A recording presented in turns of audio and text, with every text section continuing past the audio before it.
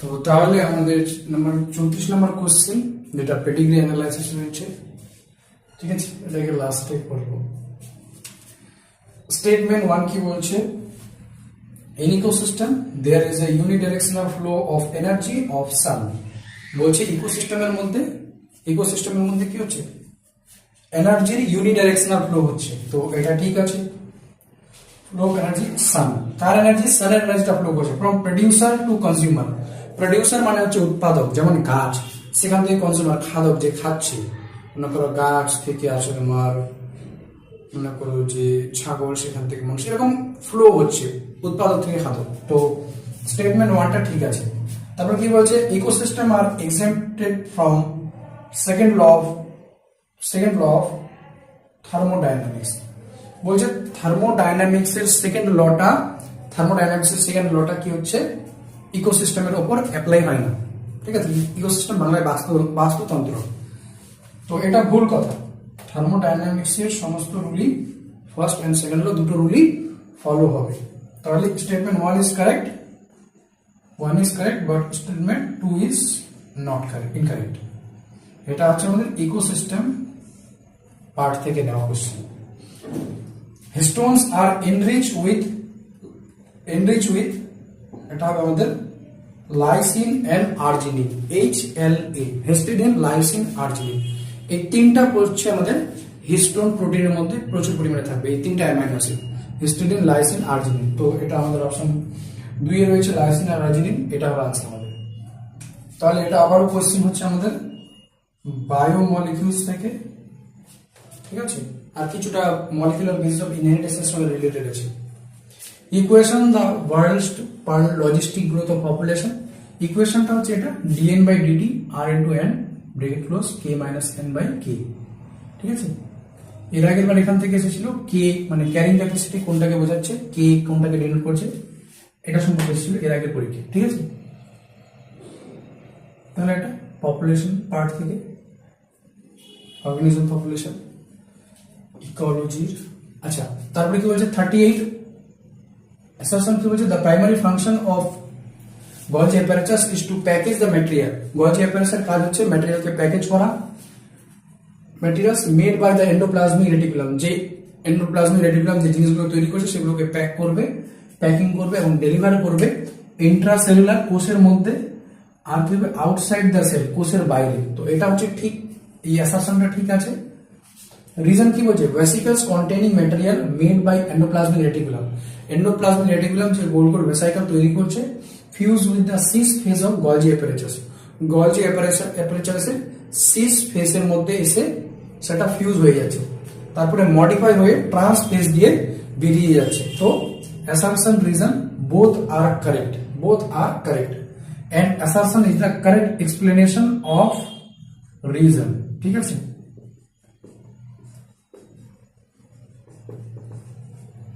কেন মানে Golgi অ্যাপারেচাস packing করে, কেন? কারণ সিস ফেজে এসে যুক্ত হয় ভেসিকলটা আর ট্রান্স ফেজ দিয়ে বেরিয়ে যায়। তো এটা অ্যাসারশন রিজন দুটোই ঠিক আছে, আর সঙ্গে এক্সপ্লেনও করছে। এরপরে কি বলছে? Which enzyme not essential for জিন ক্লোনিং। জিন ক্লোনিং এর জন্য কোনটা এসেনশিয়াল নয়, মানে জিনের যখন সংখ্যাটা কপি করব। তো রেস্ট্রিকশন এন্ডোনিউক্লিয়াস এসেনশিয়াল, তো দরকার আছে, কারণ আমরা যেই খণ্ডটা, জিনের যে খণ্ডটাকে কপি করব, ক্লোনিং করব, সেই খণ্ডটা প্রথমে কেটে নিতে হবে।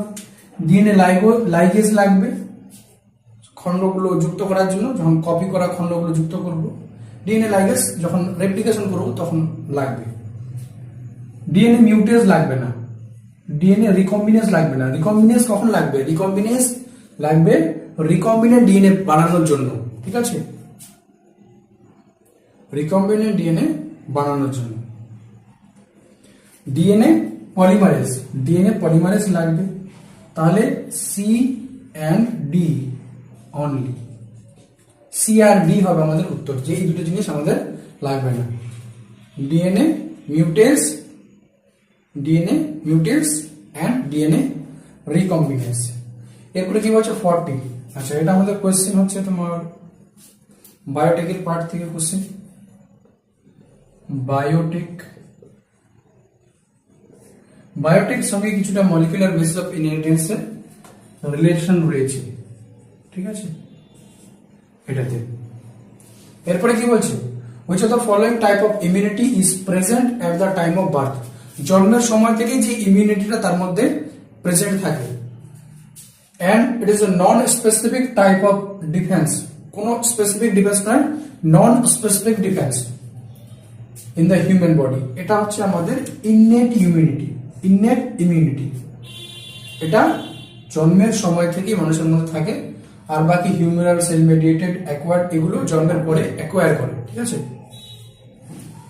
এটা হচ্ছে আমাদের human health and disease part থেকে। এরপরে কি বলছে, not involve in house hold products, house hold products এর সঙ্গে কোনটা ইনভলভ নয়, কোনটা ইনভলভ নয়, নট ইনভলভ। তাহলে এখানে হাউস হোল্ড প্রোডাক্টের মধ্যে ইনভলভ আছে ল্যাক্টোব্যাসিলাস, ঠিক আছে, প্রোপিওনি ব্যাকটেরিয়াম শারমানি চিজ তৈরি করবে, স্যাকারোমাইসিস সেরিভেসি পাউরুটি তৈরি করবে, ট্রাইকোডার্মা পলিস্পোরাম আর অ্যাসপারজিলাস নাইজার এই দুটো হাউস হোল্ড প্রোডাক্টের মধ্যে পড়ছে না, এ এন্ড সি। তো আমাদের কারেক্ট অ্যান্সার হবে এ এন্ড সি। এগুলো হাউস হোল্ড প্রোডাক্ট তৈরি করে না, অন্য ক্ষেত্রে ইউজ হয়, শিল্প ক্ষেত্রে। ট্রাইকোডার্মা পলিস্পোরাম, ঠিক আছে, অ্যাসপারজিলাস নাইজার স্পার্টিক অ্যাসিড তৈরি করবে।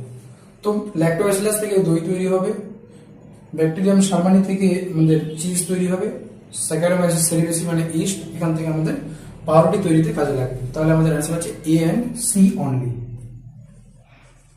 এ এন্ড সি অনলি। এটা আমি আমার একটা পুরানো লেকচারে এক্সপ্লেন করেছি।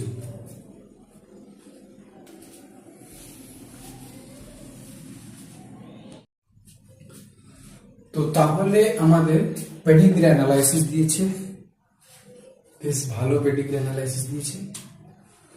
এখানে যখন কোনো ডিজিজ সম্পর্কে আমরা পড়ছি, তো প্রথমে এটা দেখব যে এটা রিসেসিভ, স্পেলিংটা ভুল আছে, ডমিনেন্ট, রিসেসিভ নাকি ডমিনেন্ট। তো দেখো, যদি রিসেসিভ হয় কিনা তাহলে ক্যারিয়ার হবে না। ডমিনেন্ট মানে কি, দুটার মধ্যে একটা, যে কোনো একটা জিন থাকলেই ওটা ডিজিজ কজ করবে। তার মানে এখানে যেহেতু ক্যারিয়ার আমরা দেখতে পাচ্ছি, এটাকে ক্যারিয়ার সিম্বল বলা হচ্ছে। তো ডমিনেন্ট যেহেতু না, মানে যেহেতু ক্যারিয়ার আছে, এই কারণে এটা ডমিনেন্ট ডিজিজ হবে না, ঠিক আছে। এবার ডিজিজটা কেমন হবে, রিসেসিভ ডিজিজ হবে। আচ্ছা, এরপরে ডিজিজটা কি, ডিজিজটা কি অটোজোমাল, ঠিক আছে, নাকি এক্স লিঙ্ক নাকি ওয়াই লিঙ্ক, ডিজিজটা কার সঙ্গে যুক্ত। তো যদি এখানে ওয়াই লিঙ্ক ডিজিজ হয় তাহলে মেলদের মধ্যে থাকবে, মেলদের মধ্যে থাকবে, কিন্তু এখানে কি মেলদের মধ্যে ডিজিজ নেই, তার মানে এটা ওয়াই লিঙ্কড হবে না। আমি আমার মতো করে সলভ করছি, ঠিক আছে। এরপরে কি বলছে, ডিজিজটা কি অটোজোমাল। দেখো, ডিজিজটা যদি অটোজোমাল হয় তাহলে একটা জায়গায় ডিজিজটা সম্ভব না। অটোজোমালের সঙ্গে রিসেসিভ, মানে রিসেসিভ অটোজোমাল, এইখানে ডিজিজটা সম্ভব না যদি অটোজোমাল রিসেসিভ হয়। দেখো, এখানে রয়েছে ক্যারিয়ার আর এই পাশে রয়েছে আমাদের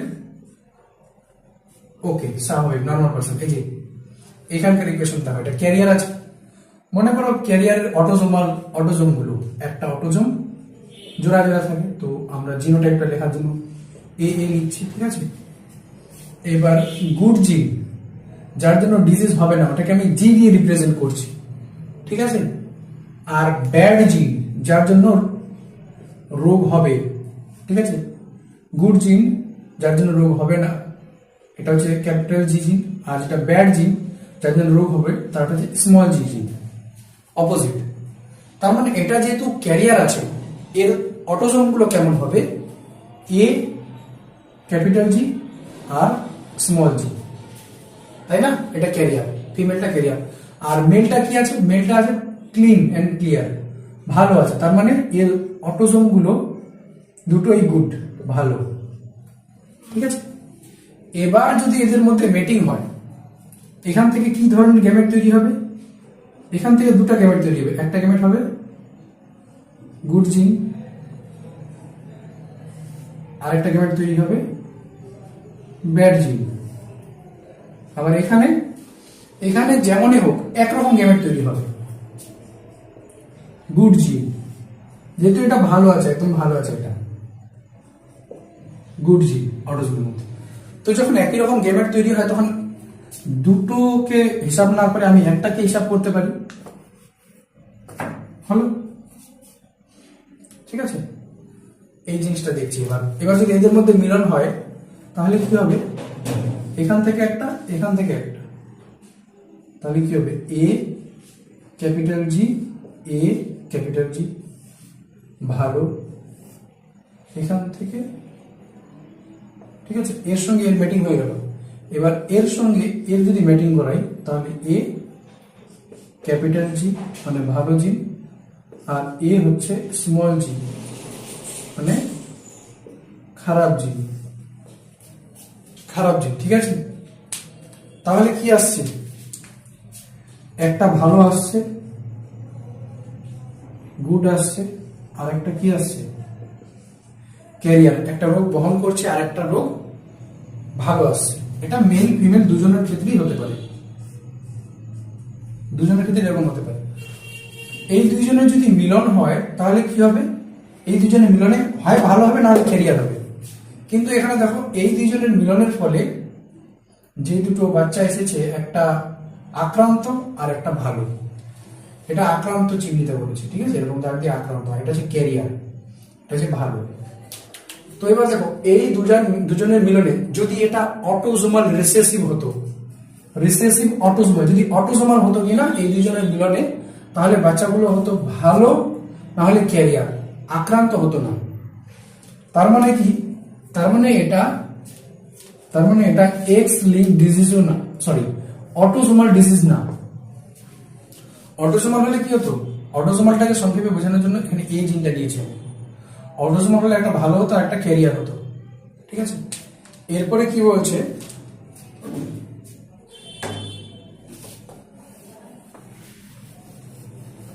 এরপরে বলছে যে তার মানে এটা এক্স লিঙ্ক ডিজিজ, অটোসোমাল যেহেতু না, তার মানে এটা এক্স লিঙ্ক ডিজিজ। এবার মিলিয়ে দেখি, এখানে দেখো, এখানে এক্স ব্যাড জিন মানে স্মল জি, আর একটা এক্স গুড জিন ভালো, আর মেলের মধ্যে কি আছে? এক্স গুড আর ওয়াই আছে। এটা হচ্ছে ফিমেল আর এটা হচ্ছে মেল। এই দুইজনের মিটিং এ কি হচ্ছে? এখানে একটা আক্রান্ত শিশু আসছে।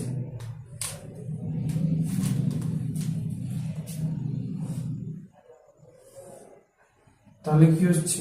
X capital G, X small জি, এর সঙ্গে এর এক্স স্মল জি আর ওয়াই, এর সঙ্গে এর কার নিয়ে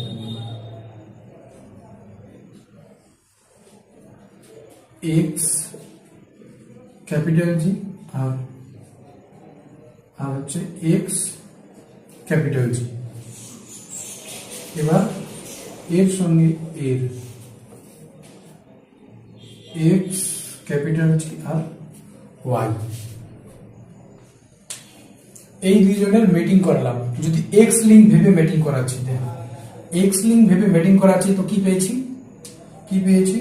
একটা বাহক সন্তান ক্যারিয়ার পেয়েছি, একটা অ্যাফেক্টেড মেল পেয়েছি, মিলছে, আর একটা গুড স্বাভাবিক বা ভালো কন্যা পেয়েছি, এই যে ভালো কন্যা পেয়েছি। তো যখন আমি মনে করছি যে এটা x link disease pedigree analysis করে এক্স লিঙ্ক ডিজিজ, আর তখন আমাদের কি হচ্ছে? আমাদের এটা ম্যাচ হচ্ছে, এক্স লিঙ্ক ডিজিজ মনে করাতে এই জায়গায় জিনিসটা ম্যাচ হচ্ছে। এবার এখানে ট্রাই করে দেখো, এটা ভালো আছে। দেখো এক্স লিঙ্ক ডিজিজ হওয়ার জন্য কি আছে, বাহক আর ভালো, বাহক আর ভালো মিলনে কি তৈরি হচ্ছে, কন্যাগুলো বাহক হচ্ছে, যে বাহক আর ভালো। এই পাঁচটা দেখো, এখানে মেলটা এটা, এখানে যে মেল আছে এটা এখানে দিয়েছি, আর এখানকার ফিমেলটা এখানে, ঠিক আছে। এবার এদের মেটিং করালাম, এদের মেটিং করানোর ফলে সন্তানগুলো বাহক বাহক হচ্ছে। তো এদের মিলনে বাহক সন্তান হচ্ছে, এই যে দেখো বাহক কন্যা সন্তান হচ্ছে, বাহক কন্যা সন্তান হচ্ছে। এক্স লিঙ্ক ডিজিজের ক্ষেত্রে পুরুষ বাহক হয় না। এক্স লিঙ্ক ডিজিজের ক্ষেত্রে, এক্স লিঙ্ক ডিজিজের ক্ষেত্রে কি হবে, মেল পুরুষ, নট ক্যারিয়ার, পুরুষ বাহক হয় না। দেখো এখানে কোথাও পুরুষকে বাহক দেখায়নি, আক্রান্ত দেখিয়েছে, না হলে ভালো দেখিয়েছে, বাহক দেখায়নি। বাস এটাই, এখান থেকে আমি আগে শিওর হয়ে গেলাম যে এটা হচ্ছে আমাদের রিসেসিভ এক্স লিঙ্ক ডিজিজ। তার মানে এটা কি, রিসেসিভ আছে আর এক্স লিঙ্ক, আচ্ছা রিসেসিভ আছে আর এক্স লিঙ্ক ডিজিজ আছে, recessive x linked disease. Recessive x link disease, এটা ক্যারিয়ার আছে, তার মানে এর জিনোটাইপ কেমন হবে, ক্যারিয়ারের জন্য জিনোটাইপ কি হবে, আচ্ছা ফিমেলের জিনোটাইপ হচ্ছে ক্যারিয়ার। তো এক্স একটা ভালো গুড, আর একটা ব্যাড, আর একটা ব্যাড। আর এখানে আক্রান্ত আছে, মেল কি আছে, আক্রান্ত, তার মানে মেলের জিন যেটা এক্স সেশনে যেটা যে খারাপ আছে, আর ওয়াইটা ভালো আছে। এবার এদের মিলন ঘটাবো, চিকার বোর্ডের সাহায্যে দেখব মিলন ঘটিয়ে কি ফলাফল পাচ্ছি আমি।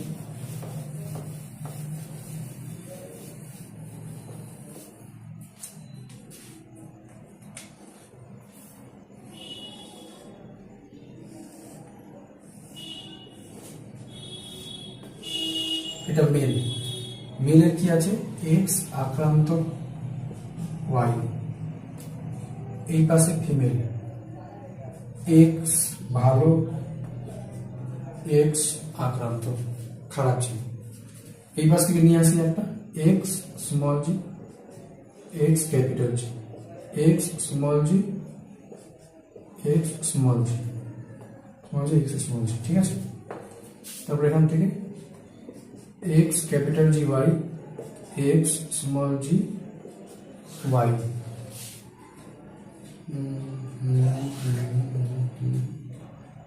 আসলো, ঠিক আছে। আচ্ছা এবার এখানে সম্ভাবনা কি বলছে, probability for the birth of a child no disease, যে বাচ্চাটা জন্ম হবে তার মধ্যে কোনো ডিজিজ হবে না, এন্ড এবং কি বলছে বিং আ ক্যারিয়ার, এবং কি হবে বাচ্চাটা ক্যারিয়ার হবে, মানে বাহক হবে, ওর মধ্যে রোগ হবে না কিন্তু বাচ্চাটা বাহক হবে। তো এরকম কটা আছে, রোগ হবে না কিন্তু বাহক আছে, এই যে এটা রোগ নেই কিন্তু এটা কি হচ্ছে ক্যারিয়ার, ক্যারিয়ার, এটা একটা, এটা তো স্বাভাবিক, আর এটা কি হবে আক্রান্ত, এটা কি হবে আক্রান্ত। তার মানে চারটার মধ্যে থেকে একটা, চারটার মধ্যে থেকে একটা কি হচ্ছে বাহক কিন্তু রোগাক্রান্ত নয়। তাহলে এখানে অ্যান্সার হবে 1/4,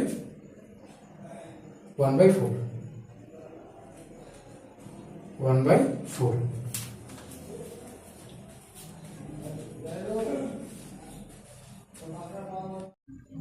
তাহলে 42 নম্বর কোশ্চেন দেখছি, which factor is important for termination of transcription, ট্রান্সক্রিপশনের সমাপ্তির জন্য কোন ফ্যাক্টরটি জরুরি, সেটা হচ্ছে আমাদের রো ফ্যাক্টর। কোন ফ্যাক্টর, রো ফ্যাক্টর। আর সিগমা ফ্যাক্টর কি করবে, সিগমা ফ্যাক্টর করবে ইনিশিয়েশন, শুরু করবে sigma factor. which of the following hormones released from the pituitary, কোন হরমোনটি পিটুইটারিতে ক্ষরিত হয়, is actually synthesized in the hypothalamus, কিন্তু তৈরি হবে হাইপোথ্যালামাস। এটা ক্লাস 10 এ আছে, এটা হচ্ছে আমাদের এডিএইচ বা ভ্যাসোপ্রেসিন। এটা তৈরি হবে পিটুইটারিতে, কিন্তু সরি তৈরি হবে হাইপোথ্যালামাসে, কিন্তু ক্ষরিত হবে পিটুইটারি থেকে। এরপরে বলছে কি, তাহলে একটা কেমিক্যাল কোঅর্ডিনেশন হরমোন থেকে বেশ ভালো কোশ্চেন এসেছে, হরমোনাল পার্ট থেকে। 44 নাম্বার, এটা কমপ্লিকেটেড কোশ্চেন আছে। কি বলছে, fig fruit is non vegetarian. তো এটাকে নন ভেজিটেরিয়ান অ্যাকর্ডিং টু সোর্স মনে করা হয় না, এটাকে ভেজিটেরিয়ান মনে করা হয়। ঠিক আছে, তো এই স্টেটমেন্টটা রং হয়ে গেল। ফিগ ওয়াক্স, এখানে কি বলছে, ফিগ ওয়াক্স and fig tree exhibit mutual relationship আছে। অ্যাজ ফিগ ওয়াক্স complete its life cycle in fig fruit, হ্যাঁ কমপ্লিট তো করে, কিন্তু এখানে ফিগ ফ্রুট গেট পলিনেটেড। তো পলিনেটেড কে হবে, ফিগ ফ্রুট কি পলিনেটেড হবে না ফ্লাওয়ার পলিনেটেড হবে? ফুল, ফ্লাওয়ার বা ইনফ্লোরেসেন্স পলিনেটেড হবে, কিন্তু এখানে বলছে ফ্রুট গেটস পলিনেটেড। তো এখানে এই স্টেটমেন্টটাও রং। তাহলে statement 1 and statement 2 both are incorrect. এবার দেখতে হবে অ্যান্সার কি দিচ্ছে। ঠিক আছে, আনসার কিটা দেখতে হবে, একজনের এক এক রকম আনসার হতে পারে। Role of water vascular system in echinoderms, একাইনোডার্মের মধ্যে ওয়াটার ভাস্কুলার সিস্টেমের কি কাজ রয়েছে? কি কাজ রয়েছে? একটা হবে respiration and locomotion, A and, এবং কি হবে আর হবে capture and transport of food, A and C only. ঠিক আছে, এটা আমাদের অ্যানিমাল কিংডম থেকে। যাই হোক, একে থেকে একটা কোশ্চেন পাওয়া গেল অ্যানিমাল কিংডম থেকে। এটা তো অর্গানিজম পপুলেশন, ওপি।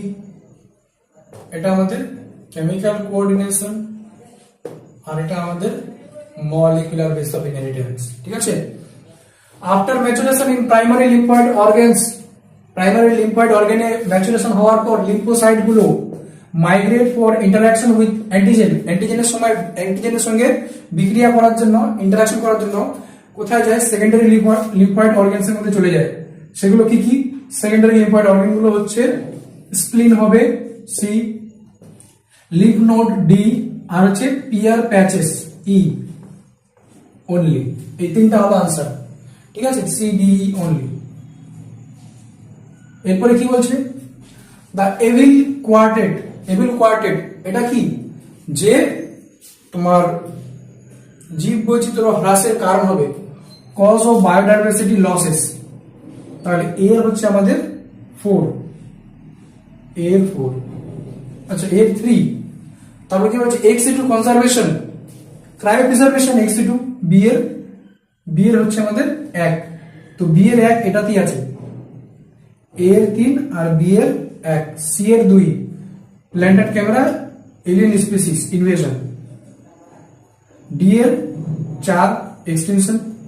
তাহলে আমাদের এটা অ্যান্সার হবে। ঠিক আছে, এই এক্স2 কনজারভেশন, আর এটা ক্লাস 10 এর আছে ল্যান্টার্ন ক্যামেরা, এটা গাছের প্রজাতি, বাইরে থেকে এসেছে এলিয়েন স্পিসিস। ক্রায়োপ্রিজার্ভেশন 196 ডিগ্রি সেলসিয়াস, তরল নাইট্রোজেন, বাস।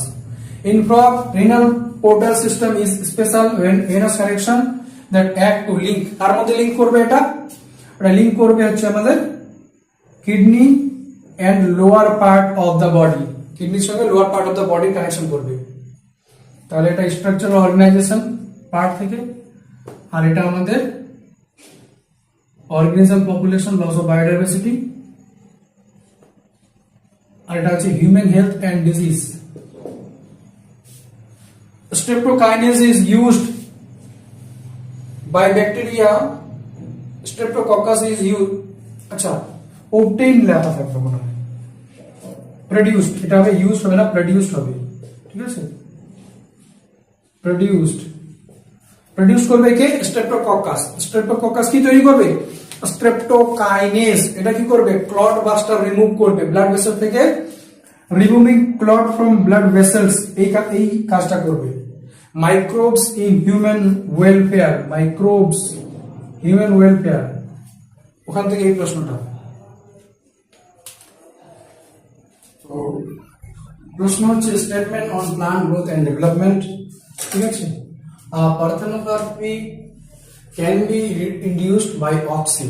ঠিক আছে, আমাদেরকে এখানে এই স্টেটমেন্ট থেকে যেগুলো সঠিক আছে কারেক্ট গুলোকে মার্ক করতে হবে, যে কারেক্ট চেয়েছে।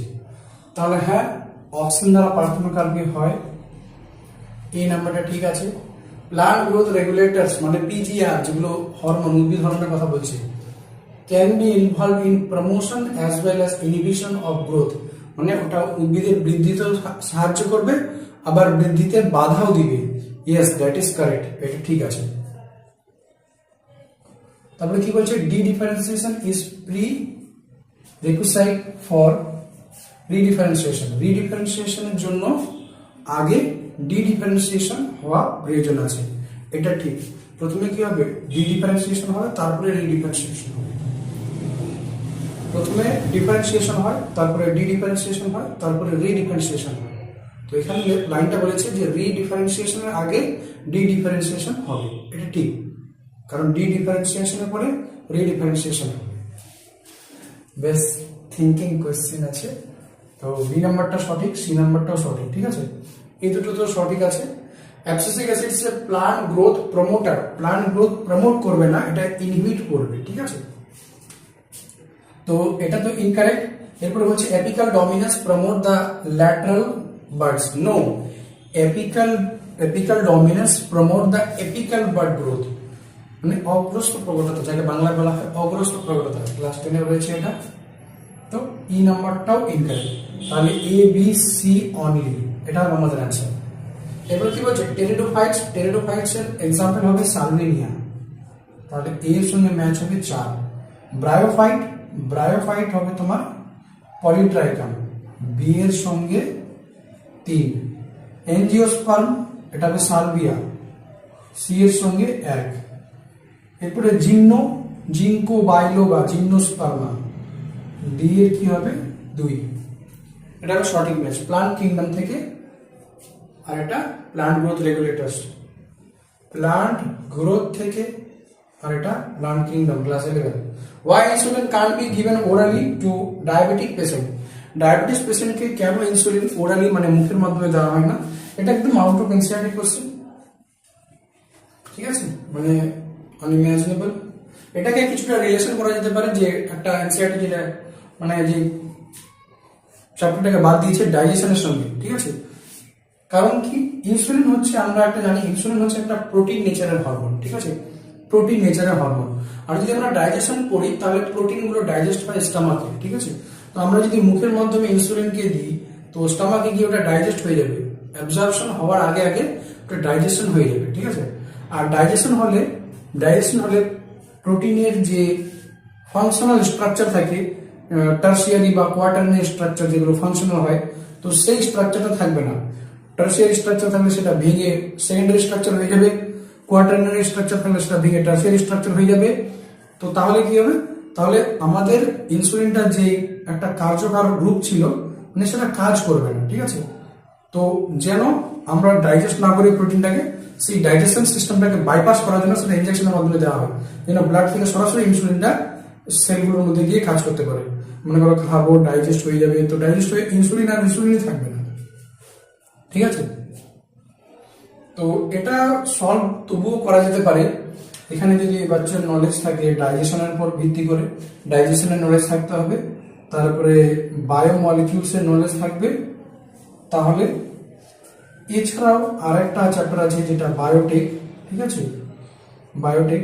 তো সেই সমস্ত চ্যাপ্টার এছাড়াও এটার সঙ্গে রিলেট করে হিউম্যান হেলথ অ্যান্ড ডিজিজের কিছুটা নলেজ বলছে। বায়ো অ্যাভেলেবিলিটি ইনক্রিজ, এটা তো out of the syllabus. Human body will elicit strong immune response, এটার জন্য হিউম্যান হেলথের নলেজ লাগবে। It will be digested in gastrointestinal tract, এটার সঙ্গে ডাইজেশনের নলেজ লাগবে। আর এইটাকে মিলিয়ে বায়োমলিকিউলসটাকে মিলিয়ে, ঠিক আছে, এই প্রশ্নটা সলভ করা যেতে পারে। এটাও আউট অফ কনটেক্সট, মানে এটা হিসাবে বাইরে। তো যদি কারো এই জিনিসটার উপর নলেজ থাকে তাহলে সেই এই দুটো অপশনের ভিত্তিতে প্রশ্নটাকে হ্যান্ডেল করতে পারবে, ঠিক আছে। Which of the following is the characteristic feature of gymnosperm?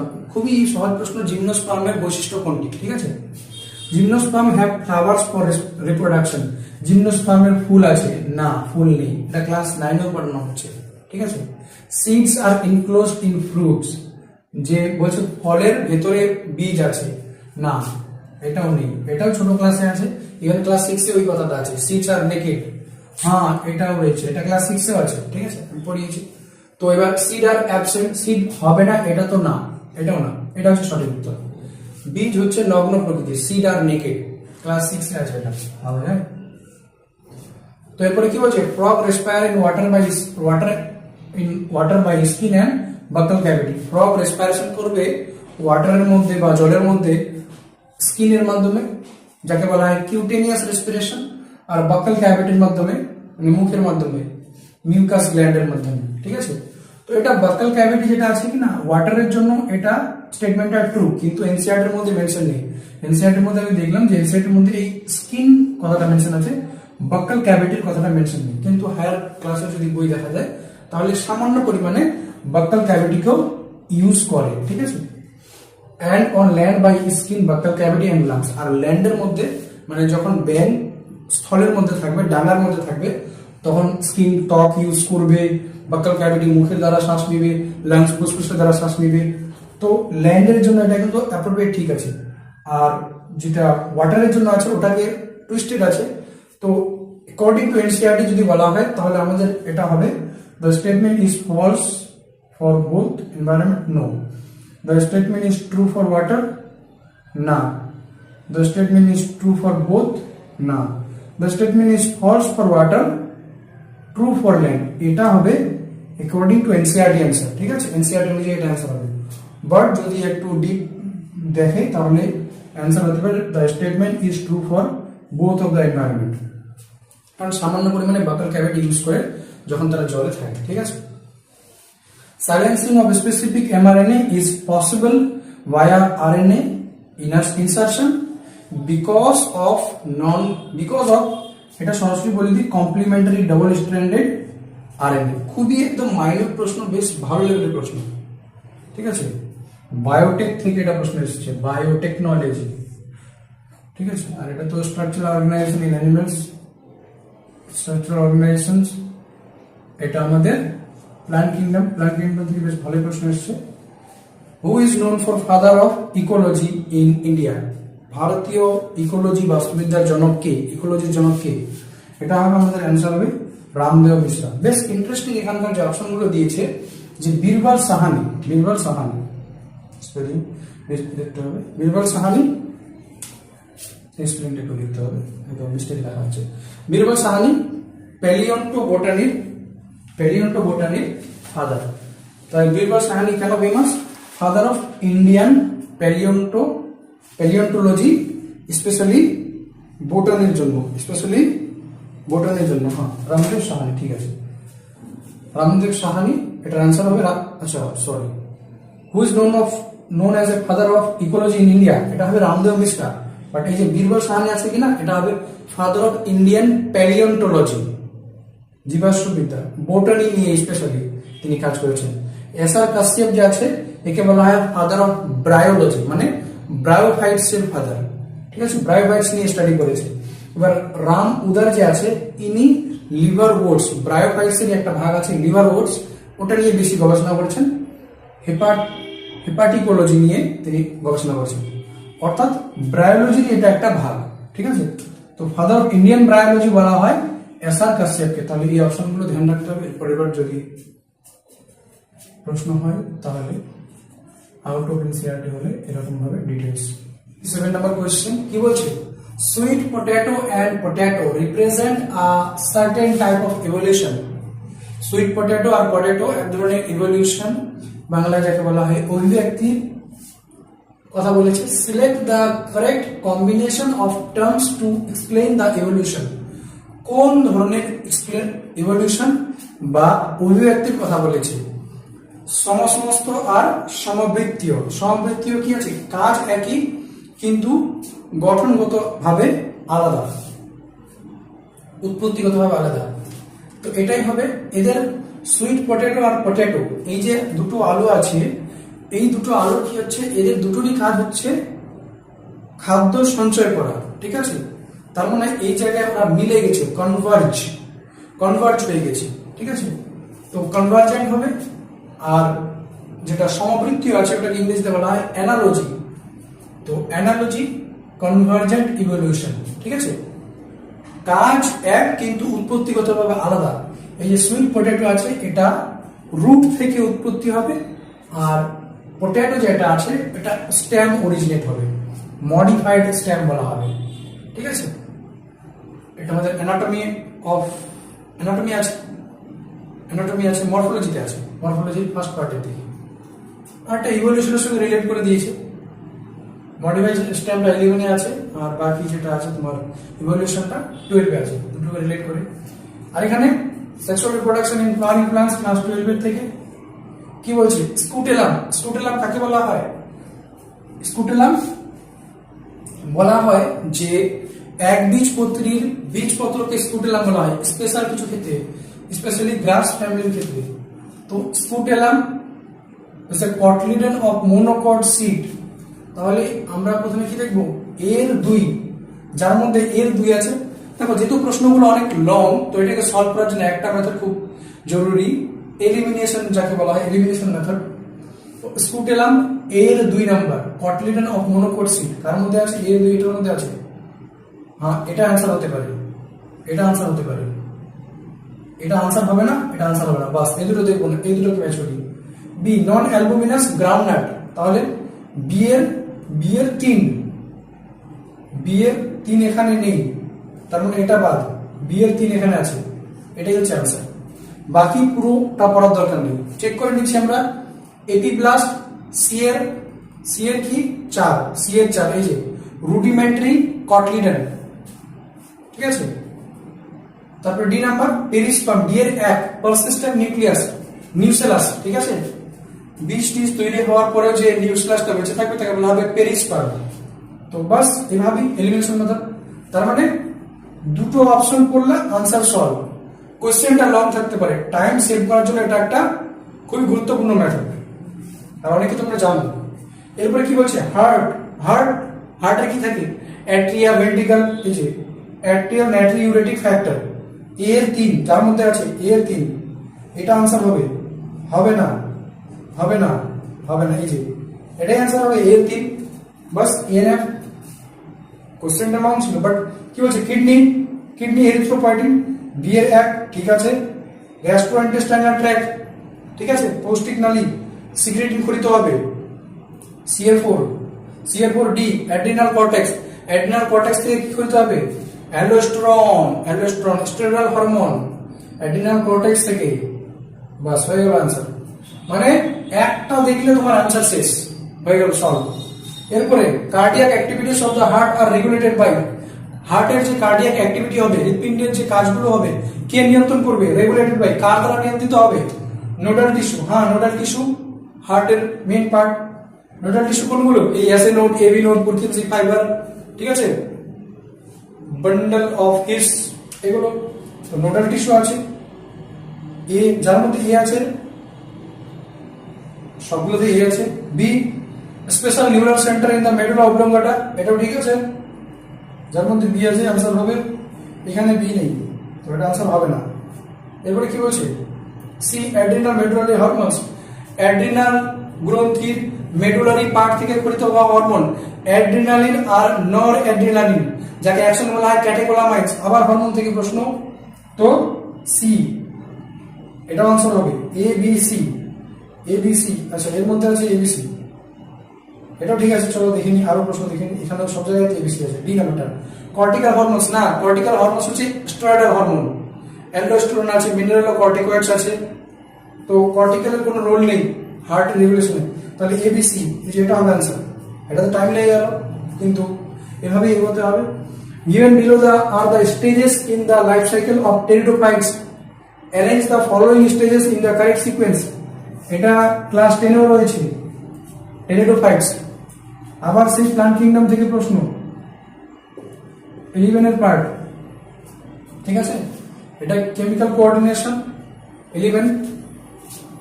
তো এখানে কি হবে, সিকোয়েন্সটা ঠিক দেখতে হবে। এখানে প্রথমটা দেখি ই মানে কি বলছে, ট্রান্সফার অফ অ্যান্থ্রাজয়েডস টু দ্য আর্চিগোনিয়া। অ্যান্থ্রাজয়েড থেকে আর্কিগোনিয়া কি হবে, ট্রান্সফার হবে অ্যান্থ্রাজয়েডসে, অ্যান্থ্রাজয়েডসে ট্রান্সফার হচ্ছে, ঠিক আছে। প্রেজেন্স অফ ওয়াটার, ই এর পর ডি হবে না, ই পরে ডি হবে না, এই যে আর্কিগোনিয়া আছে, আর্কিগোনিয়ার মধ্যেই কি হয়, এগ সেল থাকে। তো আগে আর অ্যান্থ্রেডিয়ার মধ্যে অ্যান্থ্রোজয়েড তৈরি হয়, আগে এটা তৈরি হবে তারপরে এটা হবে। তো এখানে এটা ফলস হয়ে গেল।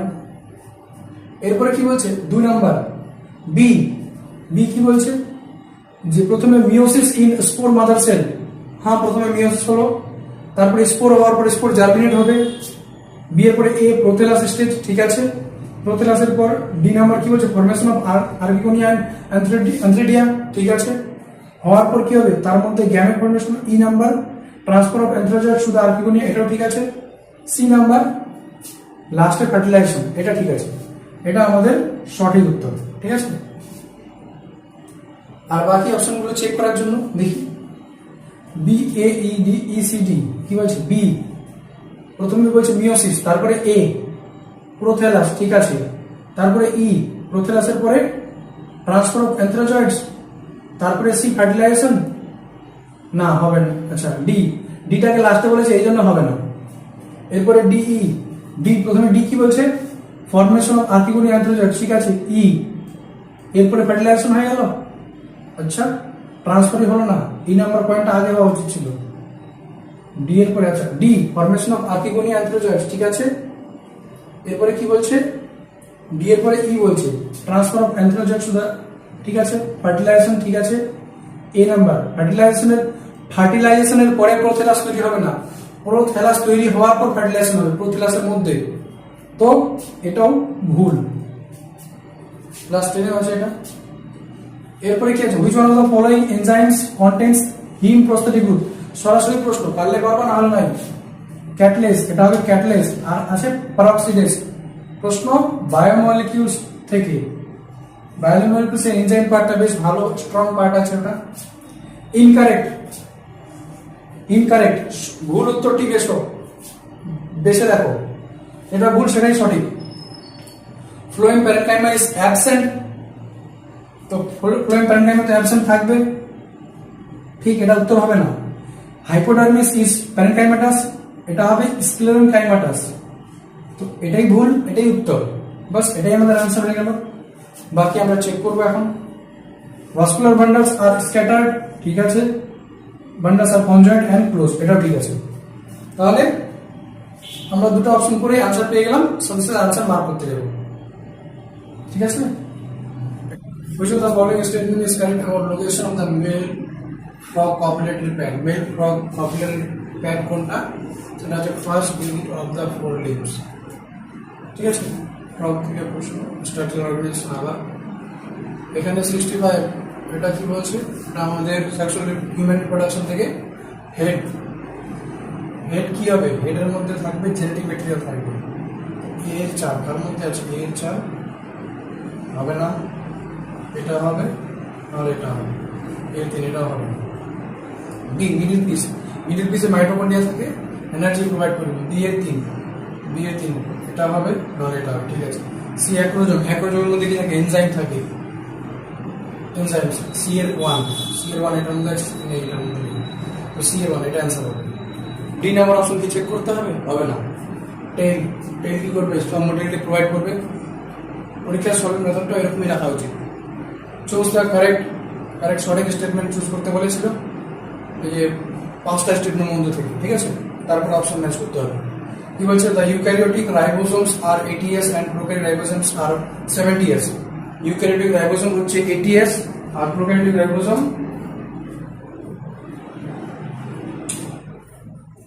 70s। হ্যাঁ, তো এটা তো সঠিক, ইউক্যারিওটিক রাইবোসোম 80s আর প্রোক্যারিওটিক রাইবোসোম 70s। তো যার মধ্যে এ আছে ওটা অ্যান্সার হবে। প্রথমে দেখবো এর মধ্যে এ নেই, তো এটা অ্যান্সার হবে না। এটা হতে পারে, এটা হতে পারে, এটা হতে পারে। তারপরে কি বলছে, ইচ রাইবোসোম হ্যাজ 2 সাবইউনিট, প্রত্যেকটা রাইবোসোমের 2টো সাবইউনিট আছে, এটাও সত্য, ঠিক আছে। তার মানে 3টে হওয়ার চান্স আছে এই অবধি।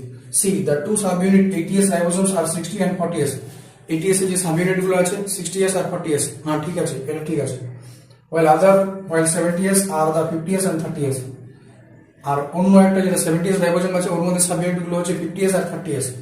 তো সি নাম্বারটাও ঠিক আছে। সি নাম্বার কার মধ্যে আছে, এর মধ্যে সি নাম্বার নেই, মানে এটা অ্যান্সার হবে না। এর মধ্যে সি নাম্বার নেই, এটা অ্যান্সার হবে না। সি নাম্বার এর মধ্যে আছে, এটা অ্যান্সার হবে। বাকি দুটোই ফলস আছে, পরে দেখলে। বলছে 80s এর রাইবোজোম 60 আর 20, 70s এর 50 আর 20, ভুল। এখানে 80s এর 60 আর 30, এখানে বলছে 70s এর 50 আর 30, এটাও ভুল। মানে সি নাম্বার যখনই দেখলাম ঠিক হবে কিনা, তো সি নাম্বার তো ঠিক হবে, তার মানে এখানে থাকা হচ্ছে সি নাম্বার নেই, যেহেতু এটা বাদ, এটা বাদ। বায়োরিয়েক্টরের একটা পার্ট আইডেন্টিফাই করতে বলছিল, সেটা হচ্ছে সি নাম্বার হবে, সি নাম্বার বায়োরিয়েক্টরের পার্ট হবে, ওটাকে ফোম ব্রেকার বলা হয়। স্টেটমেন্ট 1 কি বলছে, in a floral diagram plus চিহ্ন প্লাস স্ট্যান্ড ফর জাইগোমরফিক, এটা স্ট্যান্ড করে, এই প্লাস চিহ্নটা জাইগোমরফিকের জন্য না, এটা হচ্ছে অ্যাক্টিনোমরফিকের জন্য। তো ফলস হয়ে গেল স্টেটমেন্ট, ইনকারেক্ট। অ্যাক্টিনোমরফিক, জাইগোমরফিকের জন্য পার্সেন্টেজের চিহ্ন আছে, তাহলে আমাদের এটা ঠিক হবে, প্লাস স্ট্যান্ড ফর অ্যাক্টিনোমরফিক। যখন এইটুকু করে নিলাম, বাকি আর ওটা করা দরকার নেই, 1 and 2 কারেক্ট, এগুলোই আছে option. In a floral diagram plus stand for actinomorphic, ঠিক আছে। নেচার অফ দ্য ফ্লাওয়ার জিএনডি যেরকম থাকলে কি হবে, সুপিরিয়র ওভারি, হ্যাঁ সুপিরিয়র ওভারি হবে। তাহলে statement 1 is incorrect but statement 2 is correct. Okay, transfer RNAs and ribosomal RNA do not interact with mRNA. mRNA এর সঙ্গে ইন্টারঅ্যাকশন করে না, কিন্তু কি ট্রান্সলেশনের সময় ট্রান্সফার RNA, রাইবোজোমাল RNA এগুলো ইন্টারঅ্যাকশন করবে, ঠিক আছে। তো এটা statement 1 is incorrect. RNA interference take place in all eukaryotic organism as a method of cellular defense mechanism. তো এটা ঠিক আছে, এটা বায়োটেকের মধ্যে দেওয়া হয়েছে, আর এটা আমরা মলিকুলার বেস অফ ইনহেরিটেন্স থেকে পাবো। তাহলে statement 1 is incorrect but statement 2 is correct. Chlorophyll A হবে ব্লু গ্রিন, A3, এটা হবে आंसर, না হলে এটা হবে answer. Chlorophyll B yellow green, B এর 1 এই যে এটা হবে आंसर, বাস। এখানে জ্যান্থোফিল ইয়েলো কালার, সি এর 2, ঠিক আছে। Carotenoids yellow to yellow orange, carotene এটা গাজরে থাকে প্রচুর পরিমাণে। তো মানে একটুখানি পড়লে কোশ্চেনটা সলভ হয়ে যাচ্ছে, যদিও কোশ্চেনগুলো লং, বাট এভাবে সলভ করলে কোশ্চেনগুলো খুব তাড়াতাড়ি সলভ হয়ে যাবে।